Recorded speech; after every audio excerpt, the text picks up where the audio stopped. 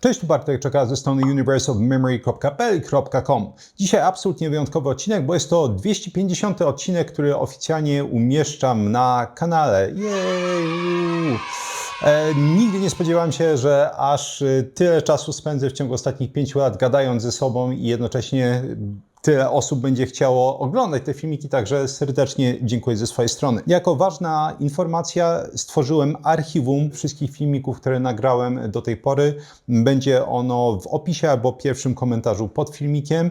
I w tym archiwum są wszystkie odcinki, które nagrałem do tej pory z linkami. Jeśli ktoś szuka odcinka na jakiś konkretny temat, to będzie mógł wejść na moją stronę internetową i w ten sposób łatwo odnaleźć taki filmik. A teraz przejdźmy do sedna. O czym jest ten filmik? Ostatnio wyszło bardzo ciekawe badanie, w którym naukowcy przeanalizowali wyniki ponad 1000 uczestników tego badania i sprawdzali, jakie związki produkowane przez jelita potencjalnie korelują z pogorszeniem stanu kognitywnego tych osób. I okazało się, że zidentyfikowali jedną cząsteczkę, która wydaje się bardzo mocno przyczyniać potencjalnie właśnie do gorszego funkcjonowania umysłowego, bo kognitywny to jest po prostu ładniejsze słowo na umysłowy. Mówimy tutaj o gorszej pamięci, gorszym funkcjonowaniu werbalnym, innymi słowy, cięższym wyrażaniu między innymi myśli, gorszym, wolniejszym myśleniu, wysnuwaniu wniosków. I mimo, że ja powiedziałem wcześniej, że chodzi tutaj o korelację, to też ten filmik, mam nadzieję, będzie pokazywać, że najprawdopodobniej nie ma to nic wspólnego z korelacją i wręcz przeciwnie, jest to rzeczywiście związek, który potencjalnie będzie powodować takie otępienie kognitywne. I o jakim związku jest tutaj mowa? Imidazol propionianu. Jeśli oglądasz ten kanał od jakiegoś czasu, to ten związek Cię nie zdziwi, bo już go omawiałem na kanale. Znajdziesz go tutaj. Ten związek był omawiany na kanale w kontekście wywoływania miażdżycy, co może wydawać się dosyć dziwnym powiązaniem, ale naprawdę nie ma tutaj tak naprawdę absolutnie nic dziwnego. Dla przypomnienia, imidazol propionianu po raz pierwszy został wykryty jako cząsteczka, która będzie potencjalnie szkodliwa dla naszego organizmu ponad parędziesiąt lat temu. Potem został zaniedbany na wiele dekad i ostatnie paręnaście lat przyniosło wiele badań, które pokazało, to jest coś, co właśnie omawiałem w tym poprzednim filmiku, że imidazol propionianu będzie bezpośrednio, to jest bardzo ważne, skupmy się, przyczyniać do powstawania blaszek miażdżycowych absolutnie niezależnie od poziomu cholesterolu. Innymi słowy, wiemy już, że jest to potencjalnie kolejny ze związków, kolejna z przyczyn powstawania miażdżycy, która nie ma absolutnie nic wspólnego z cholesterolem. Jeśli ktoś oczywiście ogląda ten kanał od dawna, to wie, że jest playlista o cholesterolu, gdzie omawiam wiele z takich czynników ryzyka, które są absolutnie przemilczane przez medycynę mainstreamową, natomiast są świetnie omówione bezpośrednio w literaturze naukowej. Pozostaje pytaniem, skąd się bierze propionian imidazolu? Więc bierze się z mikrobioty. Innymi słowy, bakterie w naszych jelitach, kiedy dostaną aminokwas, który się nazywa histydynę, który jest jednym z niezbędnych aminokwasów w naszym organizmie, który znajduje się przede wszystkim w mięsie, jajka, ogólnie produkty zwierzęce, odzwierzęce, rośliny strączkowe. Jeśli nasz mikrobiom dostanie tą histydynę, to jest w stanie wytwarzać z niej propionian imidazolu. Więc ja wiem, pierwsze pytanie to jest, to w takim razie nie można jeść histydyny, albo powinno się jeść jej mało. No okazuje się, że nie. To jest coś, co omawiałem dla jasności w poprzednim odcinku, tutaj nie będę już do tego wracał. Okazało się, że propionian imidazolu będzie produkowane, ale tylko i wyłącznie w przypadku, kiedy będziemy mieć jakiś rodzaj dysbiozy. Kiedy coś jest nie tak z mikroflorą jelitową. Innymi słowy, nie jest tak, że jeśli damy komuś więcej histydyny, będzie spożywał więcej takich produktów, szczególnie jeszcze raz zwierzęcych i odzwierzęcych, to będzie produkować więcej propionianu imidazolu. Zależność taka nie istnieje. Natomiast zależność taka istnieje, że im gorszy stan jelit, tym więcej propionianu imidazolu będziemy produkować. Ponownie nie jest to, przynajmniej z punktu widzenia literatury osób, które czytają literaturę naukową równie obsesyjnie co ja i zapamiętują te informacje, bo wiadomo, i to było omawiane na przykład w tym odcinku, polecam szczególnie osobom, które mają jakieś kłopoty z jelitami. Wiemy, że istnieje całe mnóstwo mechanizmów czy ścieżek, które są zmieniane w momencie, w którym pojawiają się stany zapalne w jelitach i oczywiście powiązana z tym dysbioza. Przykładem jest szlak kinureninowy, który omawiałem w filmiku bodajże rok czy półtorej roku temu. Pokazywałem, że w momencie, w którym ktoś ma stan zapalny w jelitach, zaczyna zaburzać zwyczajną ścieżkę przekształcania tryptofanu, czyli kolejnego aminokwasu, w serotoninę i serotoniny w melatoninę, bo taka jest ścieżka konwersji. Mamy tryptofan, mamy serotoninę i mamy melatoninę. I w momencie, w którym pojawiają się stany zapalne w jelitach, będziemy aktywizować ścieżkę w jelitach, która się nazywa szlak kinureninowy. No i ten szlak jest niestety dosyć paskudny, bo kiedy następuje jego aktywacja, będziemy produkować całe mnóstwo potencjalnie toksycznych związków, takich jak kwas chinolinowy, kwas antralinowy, kwas 3-hydroksykinureninowy. I żeby było jasne, to jest wierchuszka różnego rodzaju toksycznych metabolitów, czy toksycznych, szkodliwych metabolitów, które będą produkowane przez Twój mikrobiom, jeśli masz kłopoty z jelitami. Jeśli chodzi o same te metabolity, które wymieniłem, my dobrze wiemy, że one są w stanie przenikać barierę krew-mózg. Innymi słowy, i wszystkie one są, kiedy są produkowane w większej ilości, bardzo ładnie skorelowane z występowaniem całego mnóstwa, nie jednego, nie 3, nie 5 zaburzeń psychicznych, ale całego mnóstwa. Między innymi schizofrenii, zaburzeń lękowych, depresji. Oczywiście, jeśli chodzi o zaburzenia lękowe, to też mówimy o całym praktycznie spektrum zaburzeń lękowych. Innymi słowy, czy powinno w jakikolwiek sposób dziwić, że jeśli mamy choćby między innymi te cząsteczki, te związki, które wiadomo, że będą przenikać do mózgu, kiedy ta bariera krew-mózg jest zaburzona poprzez stany zapalne w jelitach, powinniśmy się dziwić, że jest inna cząsteczka, która będzie robić to samo? No nie, absolutnie nie. I to jest jeden z wielu powodów, dla których, żeby było jasne, ja wykraczam poza to, co mówi samo badanie i sugeruję Ci bezpośrednio, tak, uważam, że jak najbardziej będzie związek przyczynowy, a nie tylko korelacja między stężeniem propionianu i imidazolu, a zaburzeniami kognitywnymi również i szczególnie włączając w to oczywiście chorobę Alzheimera. I tutaj prośba o Twój komentarz. Jeśli borykałeś się w przeszłości albo obecnie borykasz się z jakimiś kłopotami z jelitami, nieważne czy one są zdiagnozowane, czy nie są niezdiagnozowane, powiedz, jak funkcjonujesz umysłowo. Czy jesteś po prostu osobą, która jest pełna energii, masz po prostu same radosne myśli, czy po prostu generalnie jesteś przybity, niesamowicie ciężko się myśli, ciężko łączyć kropki między różnego rodzaju informacjami? Dajcie koniecznie znać w komentarzach. Natomiast z doświadczenia jako dietetyk z dosyć długim stażem mogę powiedzieć, że nie spotkałem praktycznie żadnej osoby, która miała jakieś mocniejsze kłopoty z jelitami, która kognitywnie funkcjonowała w sposób dobry. Nie mówię nawet o sposobie jakimś optymalnym, mówię o jakimś przyzwoitym funkcjonowaniu kognitywnym. Najczęściej jest to po prostu ślizganie się po powierzchni życia, jeśli chodzi o życie umysłowe również. Pierwszy szkic tego badania wyszedł w roku 2025 i w tym roku, 2026, bodajże chyba teraz na początku lipca, został opublikowany już pełny manuskrypt. Jak wyglądało samo badanie? W badaniu wzięło udział 1196 uczestników, byli to młodzieniaszkowie, bo przeciętny wiek to było 61,2 roku. I co naukowcy sprawdzali w tym badaniu? Badacze oceniali stężenie propionianu i imidazolu w osoczu, wyniki testów poznawczych, biomarkery neurodegeneracji i patologii alzheimerowskiej, dane zobrazowania mózgu, skład i potencjał metaboliczny mikrobioty jelitowej, dane genetyczne i zmiany zachodzące w czasie. Badania na ludziach uzupełniano eksperymentami na myszach i hodowlach komórkowych. Co ważne, uczestnicy nie mieli demencji. Badacze poszukali więc zmian, które mogą pojawić się na długo przed klinicznym rozpoznaniem choroby. Jakie były wyniki? Głównym wynikiem było przede wszystkim to, że im wyższy poziom propionianu i imidazolu, tym wyższy wynik na teście takim kognitywnym, który się nazywa MPACC3. I to jest ładna skrótowa nazwa od Modified Preclinical Alzheimer's Cognitive Composite. To jest taki kompozyt, czyli generalnie można powiedzieć zbiór różnego rodzaju pytań, które będą właśnie oceniać funkcjonowanie kognitywne, i to jest bardzo ważne, u osób bez widocznego otępienia umysłowego, potencjalnie wykrywając osoby, które są w fazie przedklinicznej choroby Alzheimera. Bo test ten tak naprawdę może służyć właśnie jako test przesiewowy. Co najważniejsze, zależność ta pozostała istotna również po uwzględnieniu wieku, płci, indeksu masy ciała, bo oczywiście im większa waga, co do zasady, uwzględniając, że są osoby, jak zawsze powtarzam, które mają po prostu wyższą masę mięśniową i przez to mogą mieć podwyższony indeks masy ciała, ale im większa waga, najczęściej tym gorsze funkcjonowanie, również potencjalnie funkcjonowanie kognitywne.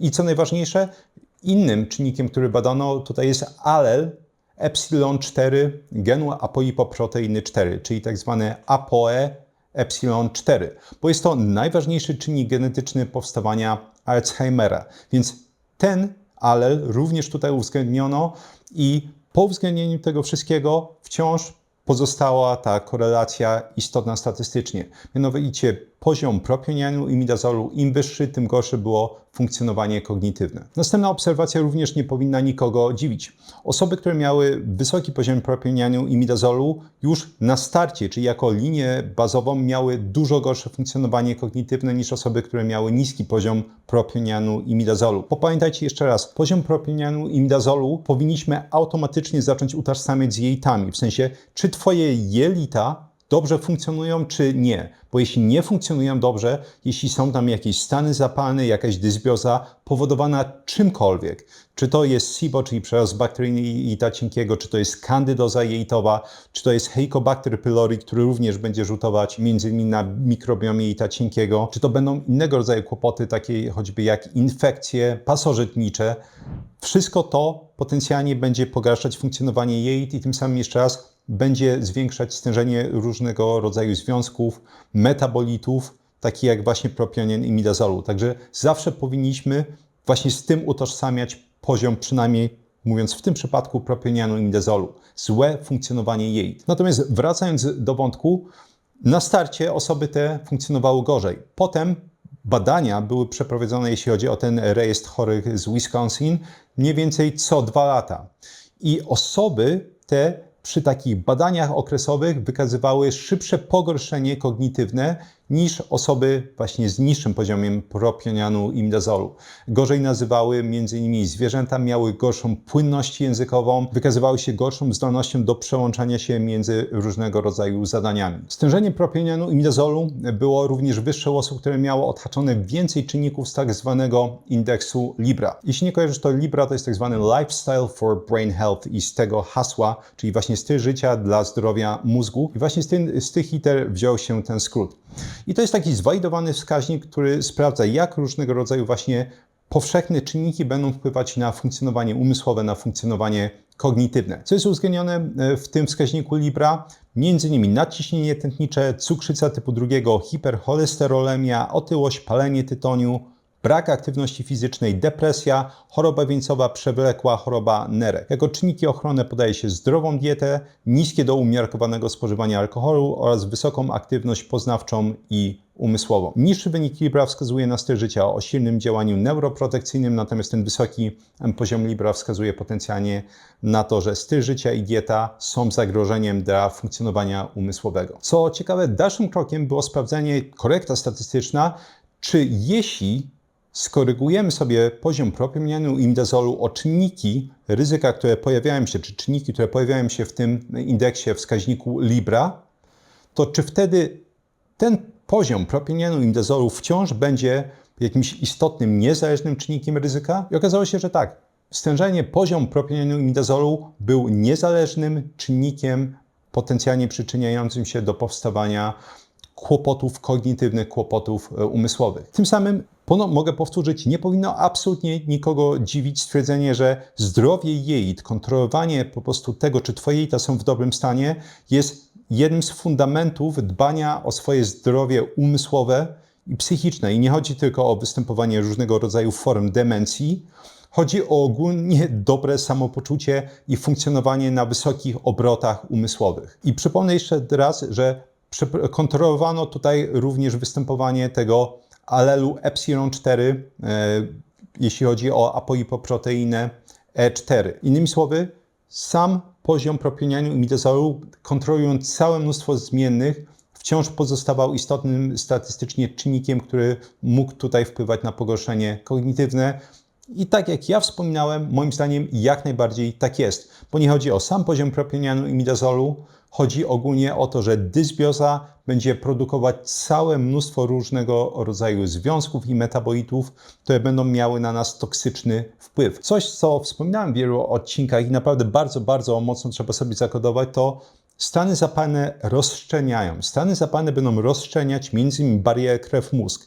Czyli innymi słowy, całe mnóstwo różnego rodzaju metabolitów, związków, które powinny przenikać do mózgu albo w niewielkiej ilości, albo w ogóle nie powinny przenikać, będą to robić, kiedy pojawią się stany zapalne. I wystarczą same stany zapalne jej. Nie jest tak, że potrzeba stanów zapalnych z innych źródeł. Ale oczywiście, jeśli mamy złotą kumulację naszego zdrowotnego lotto i stany zapalne występują w wielu miejscach organizmu jednocześnie, no to oczywiście rozszczelnienie bariery krew-mózg będzie tym większe. Co ciekawe, wysoki poziom propionianu imidazolu korelował również ze stężeniem tzw. p-tau, czy p-tau 217. I p-tau 217 to jedna z form fosforylowanego białka tau wykorzystywana jako biomarker procesów charakterystycznych dla choroby Alzheimera. Propionian imidazolu był również związany z wyższym stężeniem NFL, czyli lekkiego łańcucha neurofilamentu.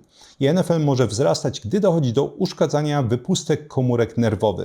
Związek z NFL wykryto zarówno w osoczu, jak i w płynie mózgowo-rdzeniowym. W badaniu również opisywano potencjalne mechanizmy, poprzez które propionian imidazolu może przyczyniać się właśnie do pogorszenia funkcjonowania kognitywnego, czy też powstawania właśnie Alzheimera. Nie będę tego opisywać szczegółowo, bo wydaje mi się, że to by było zbyt techniczne, ale są dwie informacje, które podano, które wydaje mi się będą dobrym podsumowaniem.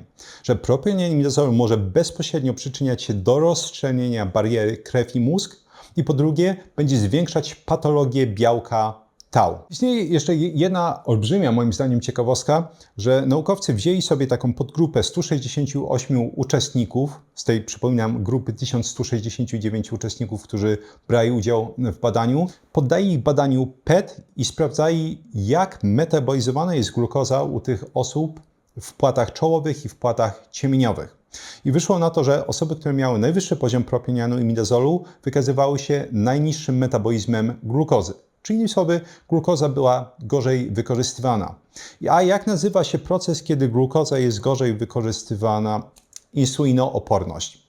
I to jest coś, co mówiłem już w wielu odcinkach. Insulinooporność bardzo często będzie w pierwszej kolejności występować w mózgu. Naukowcy pokazywali, że ta insulinooporność w mózgu może pojawić się nawet paręnaście lat przed takimi, bym powiedział, widocznymi objawami choroby Alzheimera, czy mówiąc szeroko, jakiejś formy demencji. I tutaj nie powinno dziwić, wysoki poziom propionianu imidazolu bardzo ładnie korelował z gorszym wykorzystywaniem glukozy. I oczywiście w tym przypadku, przypominam, osoby te były poddawane testom i one rzeczywiście gorzej już funkcjonowały kognitywnie. Nie na tyle, żeby prawdopodobnie bliskie im osoby to zauważyły, natomiast w takich już sformalizowanych, zwalidowanych testach osoby te pokazywały, że ich poziom funkcjonowania umysłowego był jednak gorszy. I to tyle na ten temat. Dajcie mi znać, jaka jest Wasza opinia, czy podzielacie moją, czy rzeczywiście propionian imidazolu będzie bezpośrednio przyczyniać się według Was do otępienia umysłowego, do powstawania choroby Alzheimera, czy jednak jest to jakaś korelacja bardzo mocna, jak widać, bo kontrolowaliśmy całe mnóstwo czynników w tych badaniach, czy naukowcy to robili, ale być może jest to po prostu czysta korelacja. Na Was czekam oczywiście w sekcji komentarzy. Jeśli są jakieś pytania, niekoniecznie związane z filmikiem, to dajcie znać. Postaram się chwilę pobuszować tam w sekcji i podpowiadać na nie, chociaż z czasem ostatnio jest dosyć kiepsko. Jeśli podobały Ci się informacje w tym filmiku, to przypominam, że można je ściągnąć w formie łatwo dostępnych fiszek elektronicznych i opcja ta jest dostępna zawsze dla patronów kanału. Patronat kosztuje 40 zł miesięcznie i można nawet zapisać się na jeden miesiąc, jeśli ktoś ma ochotę, i ściągnąć fiszki do tego odcinka i ponad 200 poprzednich, czy 200 już parunastu poprzednich. Dla patronów jest również dostępne osobne forum, gdzie można mi zadawać pytanie i jest tam sekcja badanie tygodnia. W tym tygodniu też był jubileusz tam, bo jest 200 już badań, 200 badań tygodnia, bo właśnie raz w tygodniu omawiam najciekawsze badania danego tygodnia wraz z wnioskami i są to zawsze takie badania mocno praktyczne, których wnioski można próbować wdrożyć w życie, aby rozwiązywać swoje kłopoty. Polecam oczywiście swoje flagowe kursy, Vocabulary Labs, laboratoria językowe, gdzie pokazuję, jak samodzielnie uczyć się języków, dowolnego języka z dowolnej rodziny języków, ponieważ jest to system w pełni uniwersalny, jeśli chodzi o naukę. Kurs Kuźnia Ekspertów, czyli tak zwany Experts Incubator, gdzie z kolei pokazuje, jak samodzielnie opanować dowolną dziedzinę od A do Z, jak skutecznie zapamiętywać informacje, tworzyć ich głębokie zrozumienie i wdrażać suche informacje w praktykę. Idealny dla studentów, maturzystów, przyszłorocznych, osób, które chcą dobrze zdawać różnego rodzaju kursy, egzaminy, kolokwia, osób, które chcą zmienić pracę, ale nie mają jeszcze umiejętności, żeby to zrobić, osób, które kochają swoją pracę, ale trzeba się jakoś dodatkowo wykazać, żeby dostać awans. Oraz jako trychorok kosmetyczny również polecam kurs O jeden włos za daleko, gdzie pokazuję, jak zatrzymywać i odwracać łysienie androgenowe zarówno u pań, jak i panów, jak diagnozować u siebie telegonowe wypadanie włosów, ten stan, kiedy włosy wypadają kępkami i tym samym zatrzymać je. 3 piosenki rockowe w pierwszym komentarzu pod filmikiem, żeby mnie spędzić czas po wysłuchaniu filmiku również. Jest link do newslettera, tam raz w tygodniu we wtorki najczęściej wypuszczam taki newsletter dietetyczno właśnie pamięciowy, jeśli kogoś interesują te tematy, gdzie dodatkowo omawiam różnego rodzaju badania i często publikuję artykuły na temat pamięci i podział różnego rodzaju modelów myślowych sprawnego myślenia. Literatura naukowa, na którą powoływam się w tym odcinku, jest również w pierwszym komentarzu pod filmikiem. Z kolei w opisie znajdziesz namiary na mnie, jeśli ktoś ma jakieś pytania związane z choćby tymi produktami, które pisałem. Można tam również znaleźć linki do partnerów kanału. Jest tu m.in. firma Numa sprzedająca wysokopolifenolową oliwę z oliwek, firmy takie jak Alines czy Muscle Zone. Są tam właśnie linki zniżkowe, które można wykorzystać do zamawiania różnego rodzaju suplementów, czy choćby tej oliwy. I jest to w sumie najprostsza forma wsparcia kanału, jeśli ktoś miałby ochotę to zrobić. Bo ty dostajesz zniżkę, a ja dostaję jakiś niewielki ułamek po prostu z tej kwoty zakupu. Dzięki serdeczne za towarzyszenie mi podczas tego odcinka i do usłyszenia w następnym.